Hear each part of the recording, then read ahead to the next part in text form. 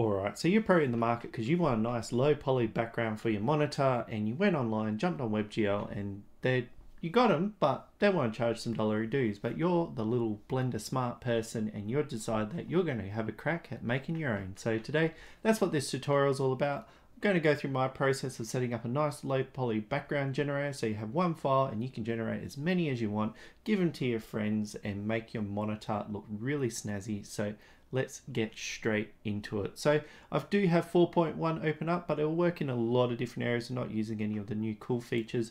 And if I'm talking and don't highlight something, come down here as I do button presses, it will pop up so you can follow along as well. So for one, we just need a clean seed. So I'm just going to hit A and press delete to clear everything out.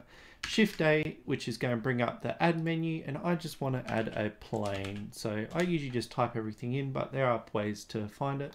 I'm going to give it a bit of a scale, Control A, and that's going to apply the scale, so don't have any of those issues. And then we come straight into the modifier stack. So there's a few of them that we're going to set up. First one we're going to set up, we are going to look for a subdivide. So there we go, select subdivide, give it a second. Now with our subdivision modifier, we want to go simple, and we're going to give it a few bits of geometry, as much as your computer can allow, because scaling up it's going to be a little bit crazy, and just make sure that number is the same with the renderer. So the next modifier we're going to throw on is a displacement modifier, so we just have to look that up. Displace, cool. So as you probably saw, this jumped up a little bit, and what we're going to do is apply a cloud texture. So if we go new, and then we click this little button just here, it's going to open up another property menu so we can apply a texture.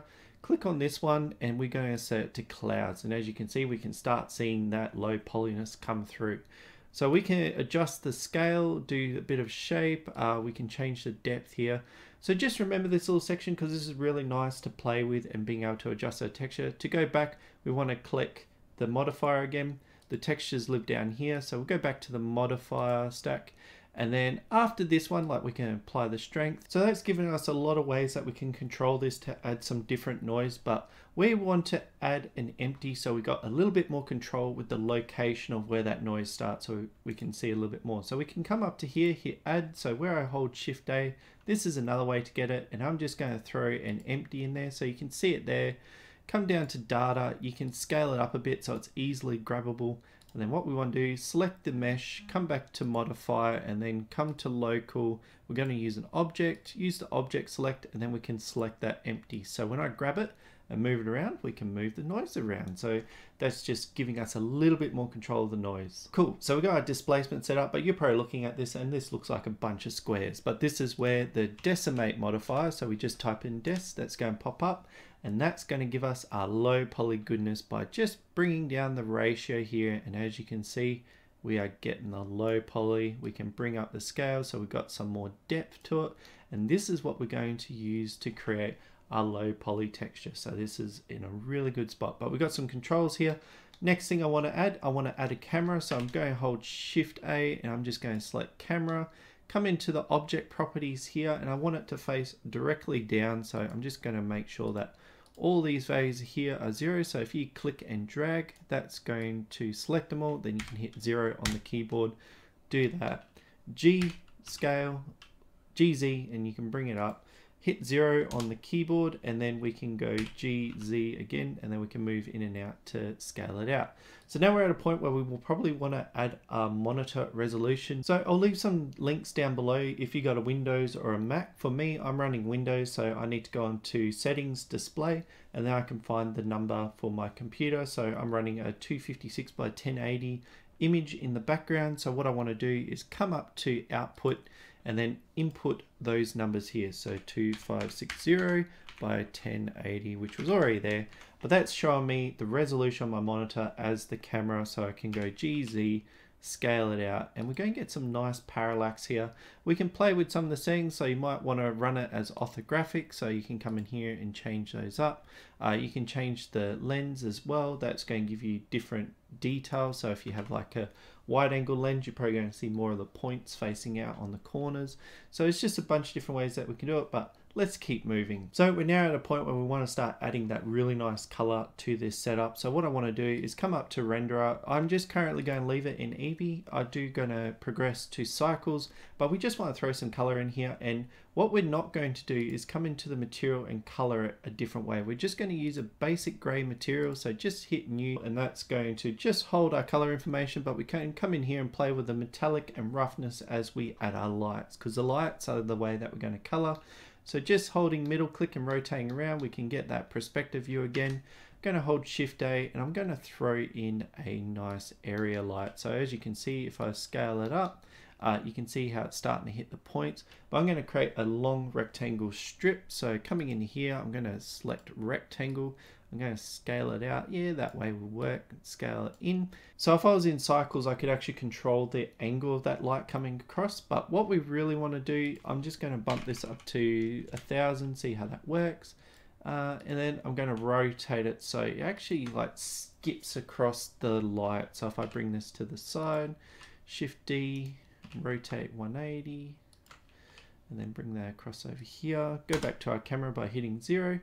We're starting to get that low poly feel, and then we get some really nice dark areas, and we get some nice light areas. And if you want to start adding color, you can come in here and start doing it through the lights. So I don't like those colors, and where I like going for my colors is coming to a place called Coolers. So this is just a website, but it's got a whole bunch of these different colors.